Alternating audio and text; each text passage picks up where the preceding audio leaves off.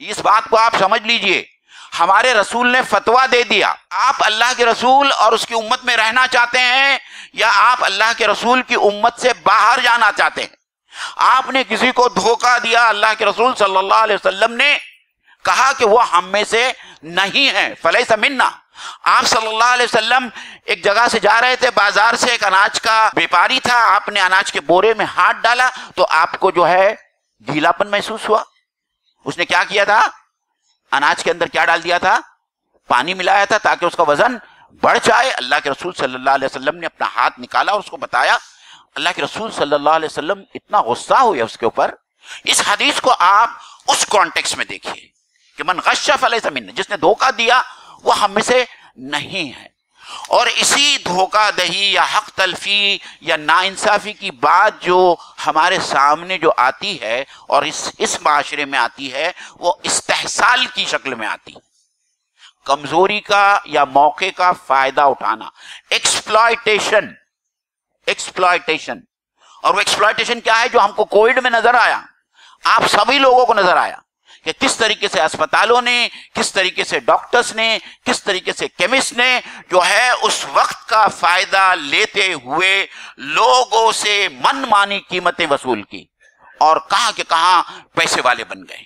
جو ایک وائل 35 روپے کا ملتا تھا وہ 1000 2000 اور جو وائل 3000 کا ملتا تھا میں نے اپنی آنکھوں سے اس کو 10,000 کا بکتا دیکھا ہے۔ تو یہ استحصال ہے، یہ ایکسپلائٹیشن ہے، اور اس ایکسپلائٹیشن کا بھی شمار جو ہے اس میں ہوگا کہ ہم کسی کو دھوکہ دے رہے ہیں، کسی کی ضرورت سے جو ہے ہم اس کا ناجائز فائدہ اٹھا رہے ہیں۔ الحمدللہ نحمدہ ونستعینہ ونستغفرہ نؤمن بہ ونتوکل علیہ ونعوذ باللہ من شرور انفسنا ومن سیئات اعمالنا من یہدہ اللہ فلا مضل لہ ومن یضللہ فلا ہادی لہ واشہد ان لا الہ الا اللہ وحدہ لا شریک لہ واشہد ان محمدا عبدہ ورسولہ، اما بعد۔ قال اللہ تبارک تعالی فی القرآن المجید والفرقان الحمید، اعوذ باللہ من الشیطان الرجیم، بسم اللہ الرحمن الرحیم۔ ظہر الفساد فی البر والبحر بما کسبت ایدی الناس، وقال رسول اللہ صلی اللہ علیہ وسلم من غش فلیس منا، او کما قال۔ رب اشرح لی صدری ویسر لی امری واحلل عقدۃ من لسانی یفقہوا قولی، رب زدنی علما۔ السلام علیکم ورحمۃ اللہ وبرکاتہ۔ مصلیان اکرام اور میری پیاری مائیں اور بہنیں، آج کا خطبہ اور اس کا عنوان اللہ کی توفیق سے انشاءاللہ تعالی میں اسے بہت آسان زبان میں آپ لوگوں کے سامنے رکھنے کی کوشش کروں گا، کیونکہ جب بھی اس ملک کا مسلمان اسپیشلی جو اردو دا طبقہ ہے وہ قرآن مجید میں جب فساد کا لفظ پڑھتا ہے تو اس کا ذہن صرف ایک ہی فساد کی طرف متوجہ ہوتا ہے، اور وہ ہے فرقہ وارانہ فساد۔ تو اس محدود جو فساد کا مفہوم ہمارے ذہن میں ہے، اس فساد کے مفہوم سے ہم کو باہر آنا ہے، اور قرآن مجید میں فساد فی الارض کا جو مفہوم ہے وہ بہت ہی وسیع ہے، اور اتنی ساری مثالیں ہیں قرآن مجید میں نے چند مثالیں منتخب کی ہیں جس کی مدد سے میں انشاءاللہ تعالی آپ لوگوں کو فساد فی الارض کا قرآنی تصور جو آج کی دنیا کے لیے بہت ہی ریلیونٹ ہے اور بہت ہی بامانی ہے وہ میں آپ لوگوں کے سامنے پیش کروں گا۔ تو سب سے پہلے ہم یہ دیکھ لیں کہ فساد کی معنی کیا ہوتی ہے۔ فساد کی معنی لغت القرآن کا جو سب سے بڑا عالم ہے زمخشری رحمت اللہ علیہ فرماتے ہیں کہ کسی چیز کا اعتدال سے ہٹ کر نفع بخشی کی کیفیت کو بدل دینا ہے، اور انہوں نے اس کا جو یہ کیا ہے وہ کہتے ہیں کہ الفساد خروج الشیء عن الاعتدال، کسی چیز کا اپنے اعتدال سے ہٹ جانا اور جو چیز نفع بخش تھی اس کی نفع بخشی جو ہے وہ ختم ہو جانا، یہ فساد ہے۔ اب علامہ امین احسن اصلاحی، مولانا عبد الماجد دریابادی رحمۃ اللہ علیہ اور دیگر مفسرین نے جو فساد فی الارض کی تعریف بیان کی ہے اس کو ہم سمجھتے چلے۔ انہوں نے کہا ہے کہ اللہ تعالی کی عبادت اور اللہ تعالی کی عبادت اور احکام اور قوانین پر مبنی جو دین ہے اس دین سے انحراف کرنا یا اس میں بگاڑ پیدا کرنا، یہ تمام شکلیں جو ہے قرآن مجید اس کو ایک عام نام دیتا ہے، اور وہ نام ہے فساد فی الارض، یعنی زمین میں بگاڑ۔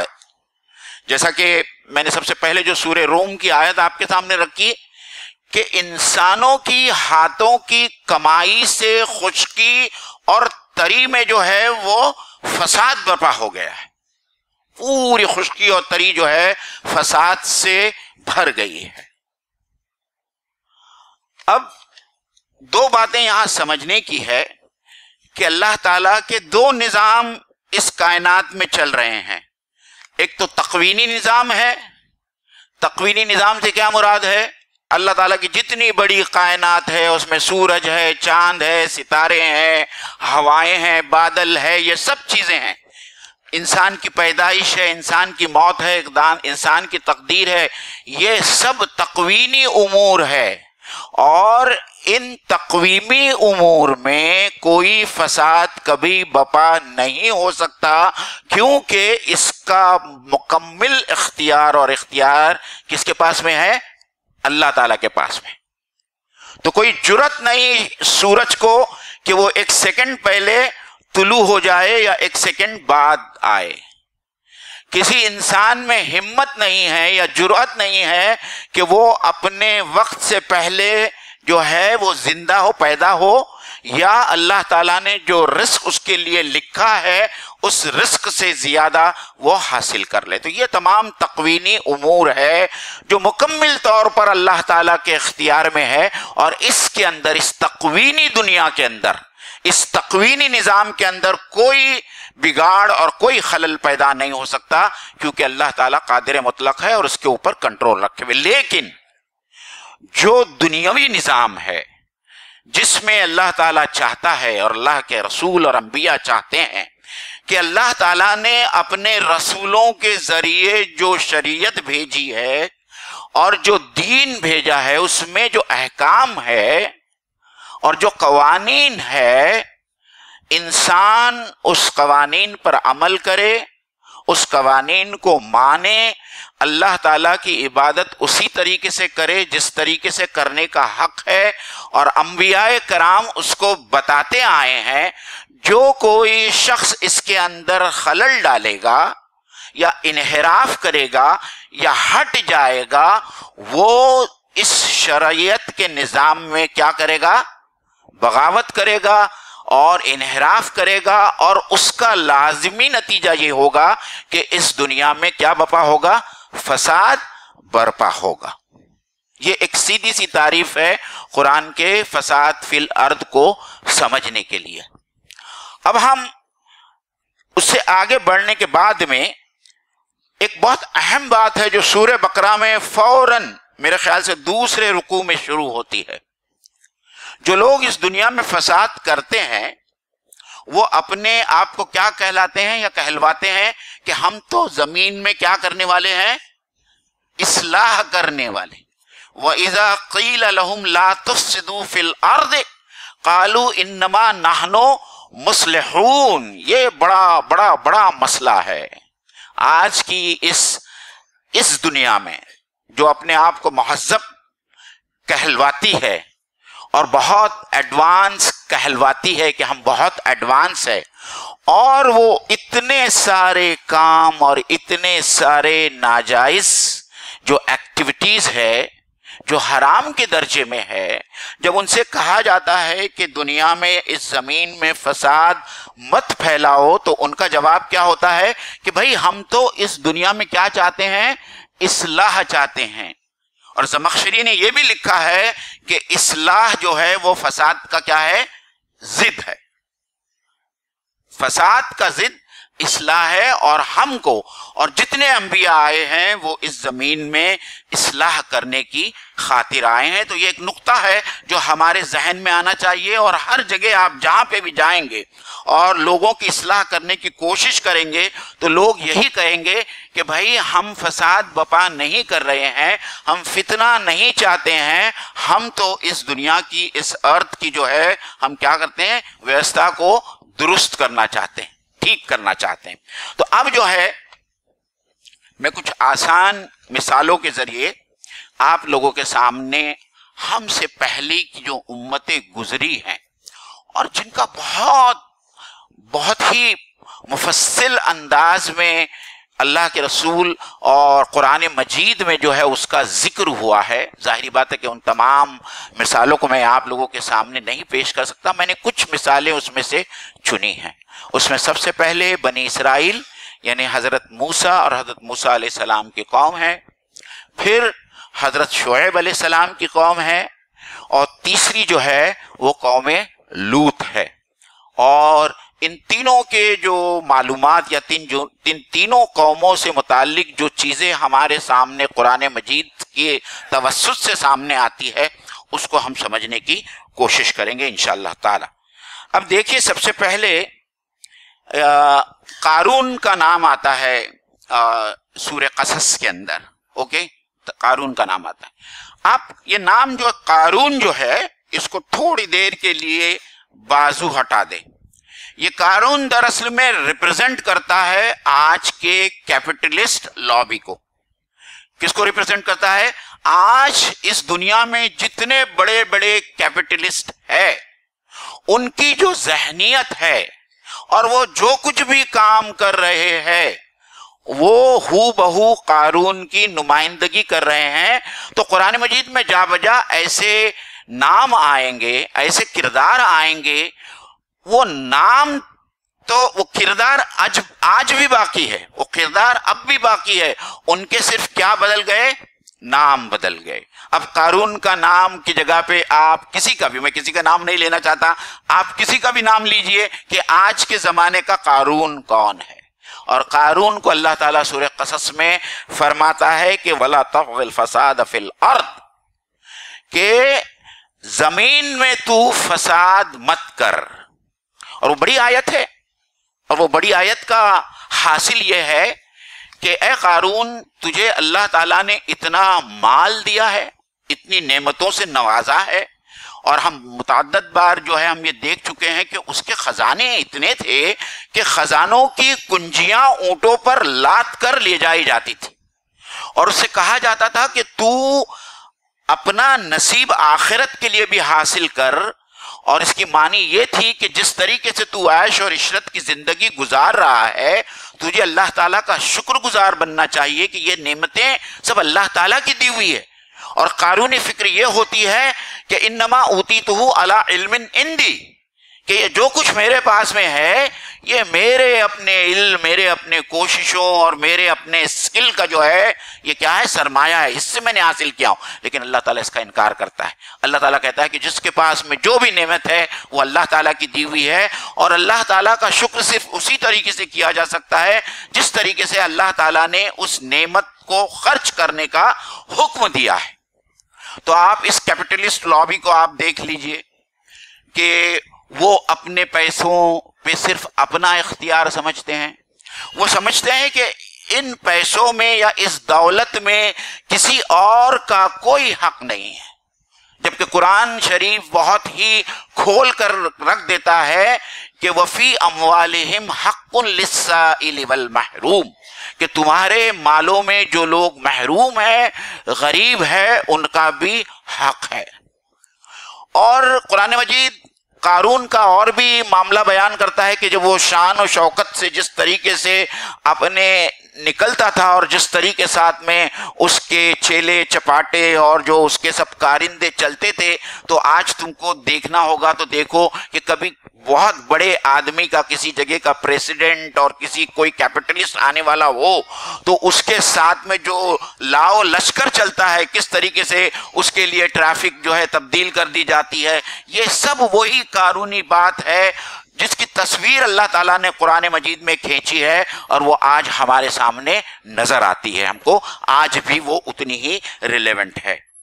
اب دوسری بات یہ ہے کہ جب انسان یہ بات سمجھے کہ یہ میری اپنی کمائی ہے، تو وہ جیسے چاہتا ہے ویسا اس کو خرچ کرتا ہے۔ انفاق فی سبیل اللہ، اللہ کے راستے میں خرچ، زکوٰۃ، خیرات، صدقات، اس کے ذہن میں یہ کبھی آتا بھی نہیں ہے، اس کے ذہن میں یہ آتا ہی نہیں ہے۔ وہ صرف یہ کوشش کرتا ہے کہ کس طریقے سے وہ امیر ترین سے اور امیر بن جائے اور امین بن جائے، اگر ملینئر ہے تو کس طریقے سے بلینئر بن سکتا ہے، اور کس طریقے سے اس کا نام فوربس لسٹ آف بلینئر میں آ جاتا ہے۔ ایک نمبر کا بھی فرق ہوا تو اس کی راتوں کی نیندیں اڑ جاتی ہے کہ میں فوربس کی لسٹ آف بلینئر میں 5ویں نمبر پہ تھا، میں 6 نمبر پر کیسا چلا گیا، اور پھر ان کی وہ تمام کوششیں چالو ہوتی ہے کہ میں دوبارہ وہ نمبر کس طریقے سے حاصل کر سکوں۔ تو جو امیر کا امیر ترین ہونا، اس کا نتیجہ یہ ہوتا ہے کہ غریب لوگ غریب سے غریب تر ہوتے چلے جاتے ہیں، اور یہ ہمارے سامنے آج دنیا 2 حصوں میں بٹ چکی، 2 طبقات میں بٹ چکی ہے، ایک ہیوز ہے اور ایک ہیو ناٹس ہے۔ ایک امیر ترین طبقہ ہے، امیر ترین طبقہ ہے، اور دوسرا ایک غریب ترین طبقہ ہے۔ یہ کس لیے ہے؟ یہ اسی وجہ سے ہے جو قارونی فلسفہ ہے، جس کو اللہ تعالیٰ نے کہا ہے کہ یہ فساد فی الارض ہے۔ اسی فلسفے کی وجہ سے آج دنیا کی پوری آبادی، میں صرف ہندوستان کی بات نہیں کرتا ہوں، دنیا اسٹیٹسٹکس یہ کہتی ہے کہ دنیا کا 90% دولت، مال، دنیا کے صرف 10% لوگوں کے ہاتھ میں ہے، اور دنیا کا 10% مال دنیا کے 90% لوگوں کو حاصل ہے۔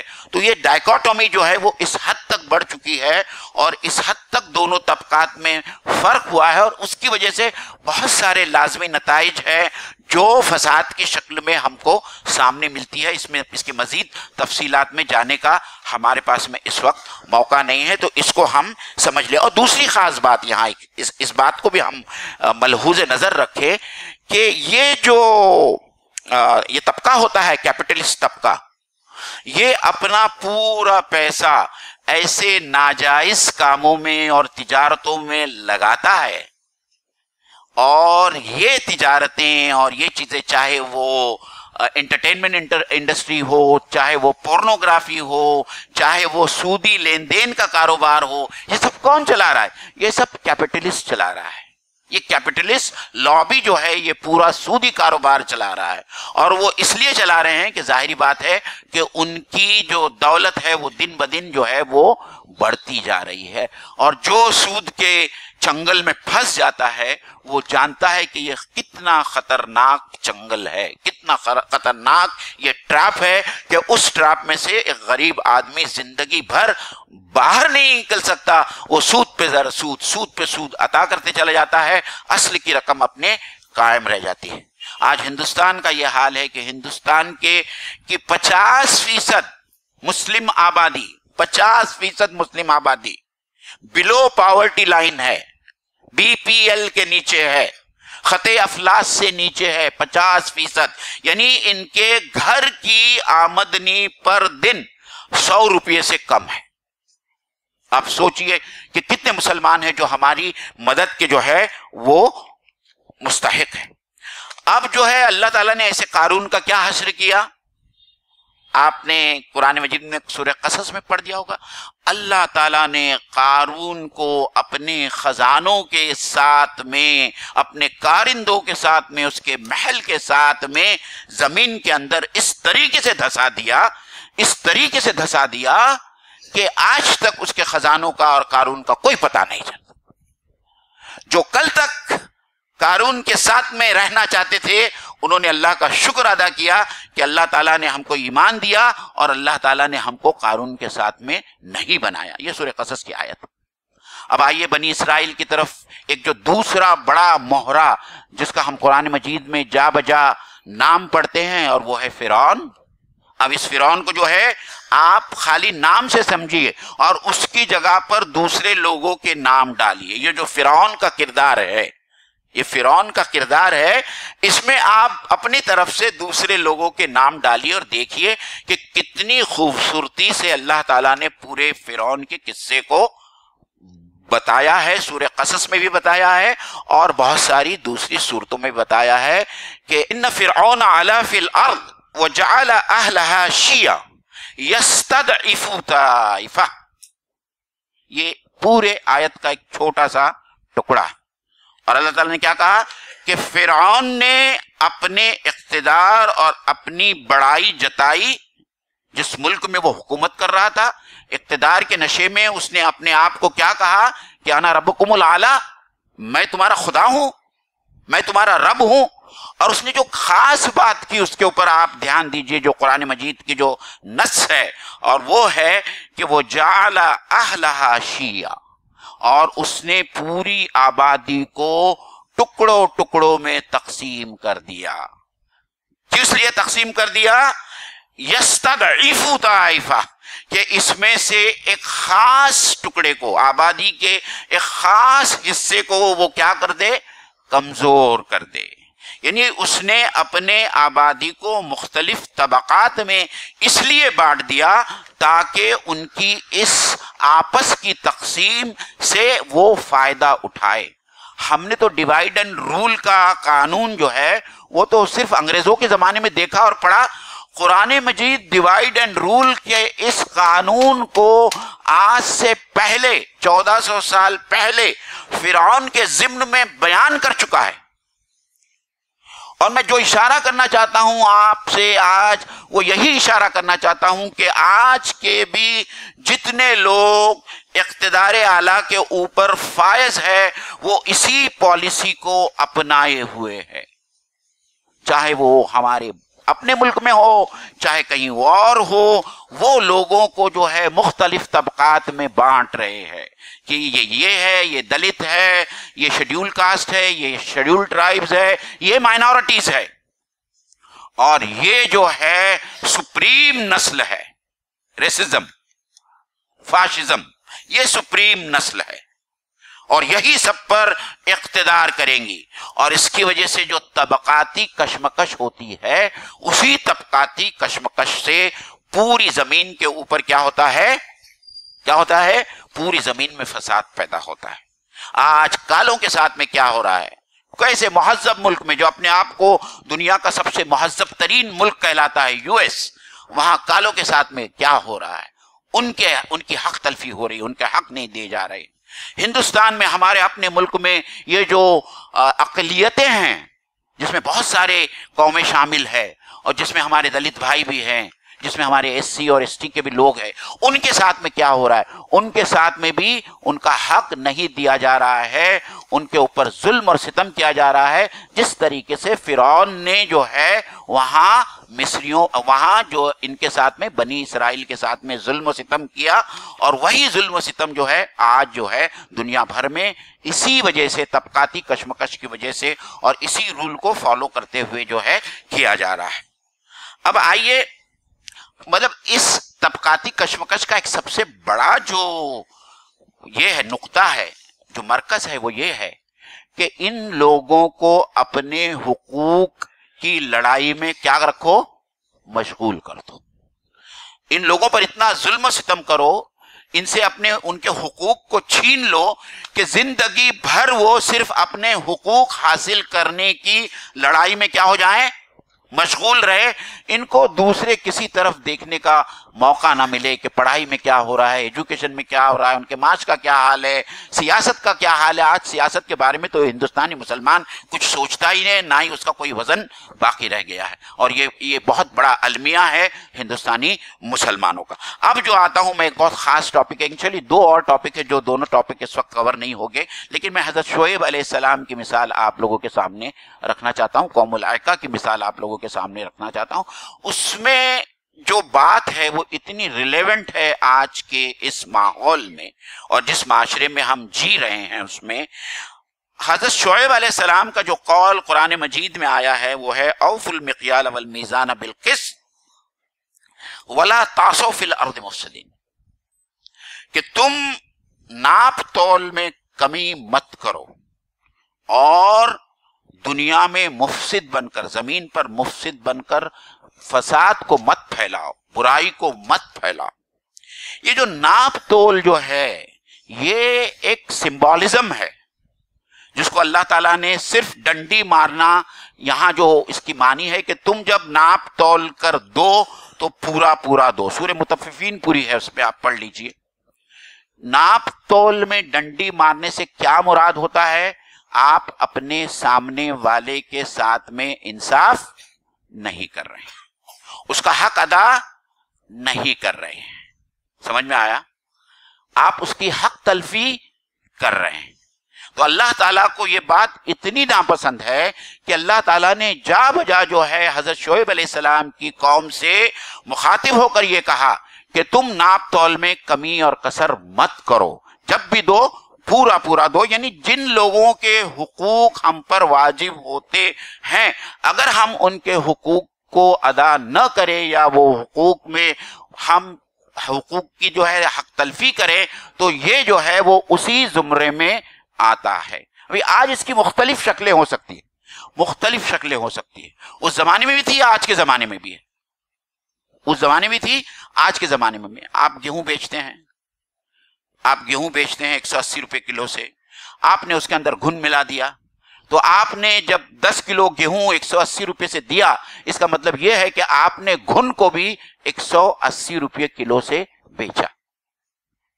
آپ 60 روپے لیٹر سے دودھ بیچتے ہیں، آپ نے 10 لیٹر میں 1 لیٹر پانی ملا دیا، تو آپ نے وہ پانی جو آپ کو مفت میں ملا، آپ نے سامنے والے کو کیسا بیچا؟ 60 روپے لیٹر میں آپ نے وہ پانی خریدا اور سامنے والے کو کیا دیا؟ دھوکہ دیا۔ یہ صریحاً دھوکہ ہے۔ اور جو لوگ نقلی دودھ بیچتے ہیں ان کا تو معاملہ ہی الگ ہے۔ جو نقلی خطرناک دودھ بیچتے ہیں، پاؤڈر کا دودھ بنا کے بیچتے ہیں، کیمیکل سے دودھ بنا کے بیچتے ہیں، وہ تو ان کی سزا تو اللہ تعالیٰ جانتا ہے کہ وہاں پہ بھی دے گا اور یہاں پہ بھی دے گا۔ یہ تو جھوٹ کے ساتھ میں جرم ہے، بڑا جرم ہے، کرمنل یہ ہے، آفینس ہے یہ، کہ کیسے آپ اپنے خریدار کو اس طریقے سے دھوکہ دے سکتے ہیں۔ اللہ کے رسول صلی اللہ علیہ وسلم کی جو حدیث میں نے آپ لوگوں کے سامنے پیش کی، من غش فلیس منا، کہ جس نے دھوکہ دیا وہ ہم میں سے نہیں ہے۔ اس بات کو آپ سمجھ لیجئے، ہمارے رسول نے فتویٰ دے دیا۔ آپ اللہ کے رسول اور اس کی امت میں رہنا چاہتے ہیں یا آپ اللہ کے رسول کی امت سے باہر جانا چاہتے ہیں؟ آپ نے کسی کو دھوکہ دیا، اللہ کے رسول صلی اللہ علیہ وسلم نے کہا کہ وہ ہم میں سے نہیں ہے، فلیس منا۔ آپ صلی اللہ علیہ وسلم ایک جگہ سے جا رہے تھے، بازار سے ایک اناج کا بیپاری تھا، آپ نے اناج کے بورے میں ہاتھ ڈالا تو آپ کو جو ہے گیلا پن محسوس ہوا۔ اس نے کیا کیا تھا؟ اناج کے اندر کیا ڈال دیا تھا؟ پانی ملایا تھا تاکہ اس کا وزن بڑھ جائے۔ اللہ کے رسول صلی اللہ علیہ وسلم نے اپنا ہاتھ نکالا اور اس کو بتایا۔ اللہ کے رسول صلی اللہ علیہ وسلم اتنا غصہ ہوئے اس کے اوپر۔ اس حدیث کو آپ اس کانٹیکس میں دیکھیے کہ من غش فلیس منا، جس نے دھوکہ دیا وہ ہم میں سے نہیں ہے۔ اور اسی دھوکہ دہی یا حق تلفی یا ناانصافی کی بات جو ہمارے سامنے جو آتی ہے اور اس معاشرے میں آتی ہے، وہ استحصال کی شکل میں آتی ہے، کمزوری کا یا موقع کا فائدہ اٹھانا، ایکسپلائٹیشن۔ اور وہ ایکسپلائٹیشن کیا ہے جو ہم کو کووڈ میں نظر آیا، آپ سبھی لوگوں کو نظر آیا کہ کس طریقے سے اسپتالوں نے، کس طریقے سے ڈاکٹرز نے، کس طریقے سے کیمسٹ نے جو ہے اس وقت کا فائدہ لیتے ہوئے لوگوں سے من مانی قیمتیں وصول کی، اور کہاں کہ کہاں پیسے والے بن گئے۔ جو ایک وائل 35 روپے کا ملتا تھا وہ 1000 2000، اور جو وائل 3000 کا ملتا تھا میں نے اپنی آنکھوں سے اس کو 10,000 کا بکتا دیکھا ہے۔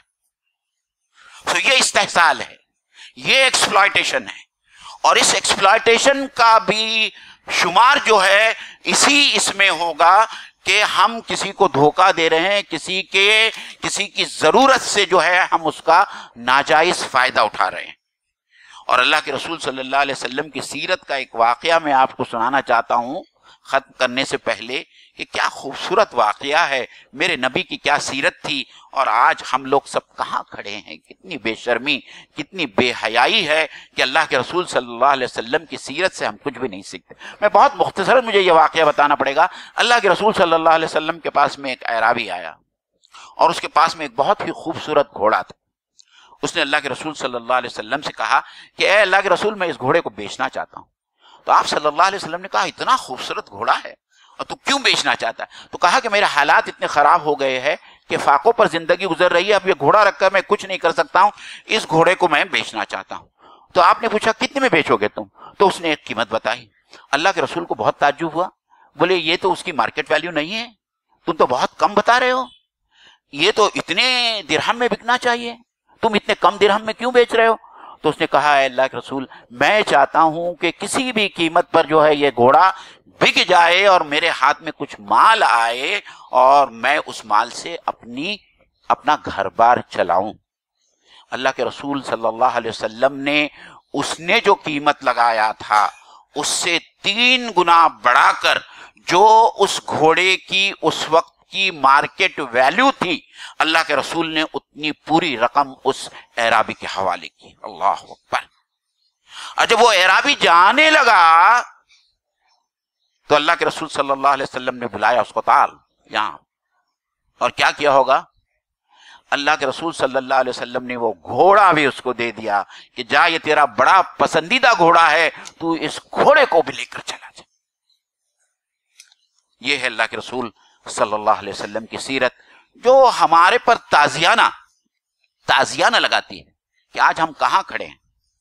آج ہم میں سے ہر وہ آدمی جو کسی کی مدد کر سکتا ہے، خاص طور پر ایسے حالات میں جس کے بارے میں اللہ کے رسول صلی اللہ علیہ وسلم نے فرمایا کہ جو اپنے بھائی کی مدد میں لگا رہتا ہے اللہ تعالیٰ اس کی مدد میں لگے رہتے ہیں۔ من کان عون فی اخیہ کان اللہ فی عونہ، جو اپنے بھائی کی مدد میں لگا رہتا ہے اللہ تعالیٰ اس کی مدد میں لگے رہتے ہیں۔ آپ سوچئے کہ آپ دوسروں کی مدد کریں گے تو کیا اللہ تعالیٰ آپ کو کبھی محتاج ہونے دے گا، جب اللہ تعالیٰ خود آپ کی مدد کرنے پر لگا ہوا ہے؟ اور یہ جو باتیں ہیں، اس میں جو خاص جو حضرت لوط علیہ السلام کا جو واقعہ ہے، جو آج کے لیے بہت ہی مناسب اور بہت ہی ریلیونٹ ہے، میرے پاس میں وقت نہیں ہے کہ کس طریقے سے سیکشول انارکی، جنسی بے راہ روی، وہ سب پوری قوم، حضرت یہ بہت المیہ ہے کہ ہم اس قوم کو اس فعل کو لوتی فعل کہتے ہیں، وہ اہل لوط کا فعل ہے، استغفر اللہ۔ اور جس طریقے سے جو ہم جنسی میں وہ مبتلا تھے، اور آج کی دنیا جو LGBT کا ہم نام سنتے ہیں، ہم جنسوں کا نام سنتے ہیں، ہم ہوموسیکشولز کا نام سنتے ہیں، یہ سب وہی ہے جو آج سے بہت سال پہلے حضرت لوط علیہ السلام کی قوم، اس میں یہ سب ہوتا تھا۔ آج وہ تمام بے حیائی، بے شرمی کے واقعات آج ہمارے سامنے اس دنیا میں ہو رہے ہیں، جس کے بارے میں سورہ مومنون میں اللہ تعالیٰ نے فرمایا اولئک هم العادون، یہی لوگ ہیں جو اللہ نے اور اللہ کے رسول نے جو شریعت بنائی ہے اور اپنی جنسی خواہشات کی تکمیل کے لیے جو راستے دیے ہیں، ان سے بڑھ جانے والوں کو جو ہے اس سے تجاوز، فمن ابتغى وراء ذلك فاولئک هم العادون، جو ان تمام چیزوں سے آگے بڑھ جائے وہی جو ہے وہ ظلم کرنے والے ہیں، بڑھ جانے والے ہیں۔ تو ہم کو سوچنا چاہیے، اور ان کے ساتھ میں کیا ہوا اس قوم لوط کے ساتھ میں؟ اللہ تعالیٰ نے آسمان سے پتھروں کی بارش کی،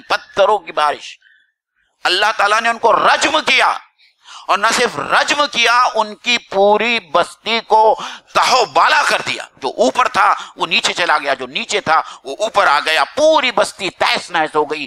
ایک بچہ، ایک انسان کان لم یغنوا فیہا. کیا خوبصورت جملہ ہے، مجھے معاف کیجئے، میں کان لم یغنوا فیہا، اللہ تعالیٰ قرآن مجید میں فرماتا ہے کہ وہ بستی ایسے ختم ہو گئی جیسا کہ اس بستی کا کبھی وجود ہی نہیں رہا. آج بھی آپ کبھی عمان جائیں گے تو وہاں ڈیڈ سی ہے، جو قوم لوط کا جو مسکن تھا وہ آج ایک جھیل میں تبدیل ہوا ہے جس کو ڈیڈ سی کہتے ہیں. وہاں آپ جا کر دیکھ لیجئے.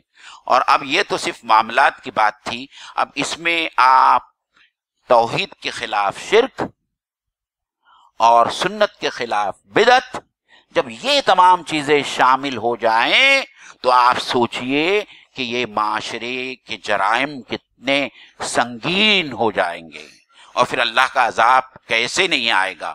جب آپ شرک اور بدعت کو ان تمام معاملات فساد فی الارض کے ساتھ میں ملا لیں گے تو وہی تصویر ابھریں گی جو سورہ روم کی تصویر میں نے آپ کے سامنے رکھا کہ ظہر الفساد فی البر والبحر بما کسبت ایدی الناس. اور اس کے آگے کی جو آیت ہے اس میں اللہ تعالیٰ کہتا ہے کہ میں پھر ان کو جو ہے آفت ان کے اوپر نازل کروں گا تاکہ وہ کچھ اس سے سیکھے سبق اور اپنی روش سے باز آ جائیں.